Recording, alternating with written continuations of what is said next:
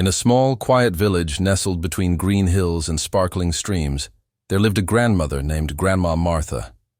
She was well known in her village, not for wealth or grandeur, but for her warmth and kindness. Her home was modest, a single-story wooden house with a cozy porch, but it was always open to anyone who needed shelter, food, or comfort.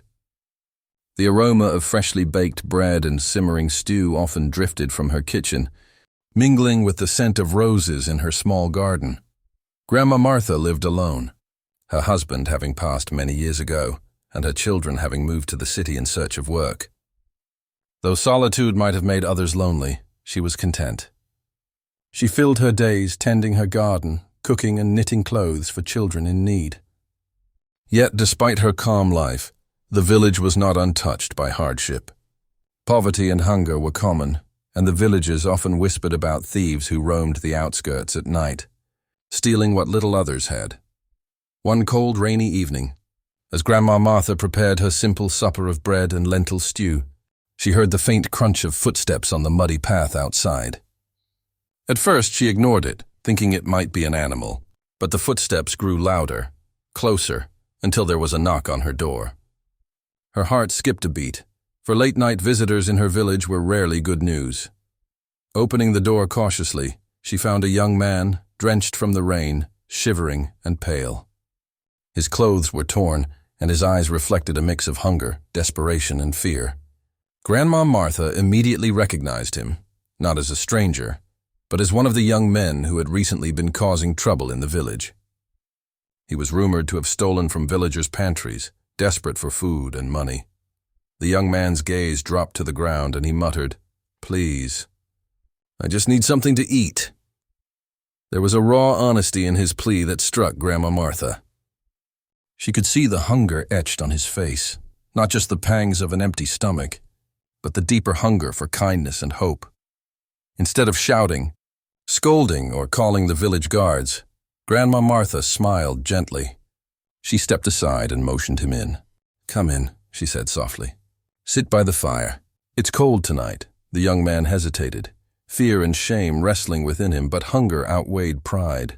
He stepped inside, and Grandma Martha placed a plate of warm bread and stew in front of him.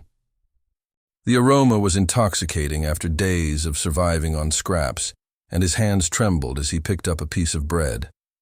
Grandma Martha watched him silently, offering nothing but warmth and acceptance. "If you are hungry," she said after a moment, "my door is always open to you. No one should go to bed hungry, not in this world." The young man froze, unsure if he had heard correctly. In a world where he had only known suspicion, rejection, and fear, this simple act of generosity felt like magic. He looked into her eyes and saw no judgment, only compassion. Days turned into weeks, and the young man, whose name was Asad, began visiting Grandma Martha regularly. At first he came only for food, but as he spent more time with her, he began to learn from her gentle ways. She taught him to tend the garden, knead the bread, and care for the small flock of chickens she kept. Each day, her unwavering kindness chipped away at the walls he had built around himself.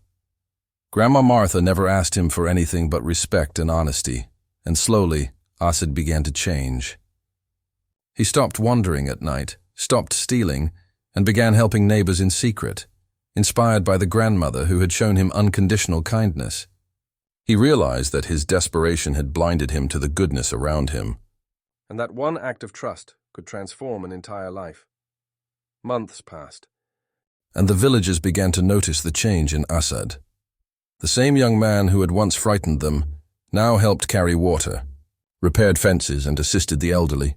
They were curious and cautious, but Grandma Martha encouraged them to see him as he truly was, a boy who had been hungry not only for food but for guidance and love. One evening, as the sun set behind the hills and painted the sky in hues of orange and pink, Asad sat with Grandma Martha in her small courtyard. He looked at her and said, "Grandma Martha, I don't know how to thank you. You didn't just feed me, you saved me. You saw me when no one else did." Grandma Martha chuckled softly, patting his shoulder. "Kindness costs nothing, my child. But it can change everything. Remember this, the world can be harsh, but even one act of love can spark hope in the darkest hearts." Years later, Asad grew into a responsible, respected man. He built a small home not far from Grandma Martha and continued her tradition of kindness, feeding those in need and helping the villagers whenever he could. He often said that the woman who gave him bread when he was starving had given him more than food. She had given him a chance to believe in humanity again.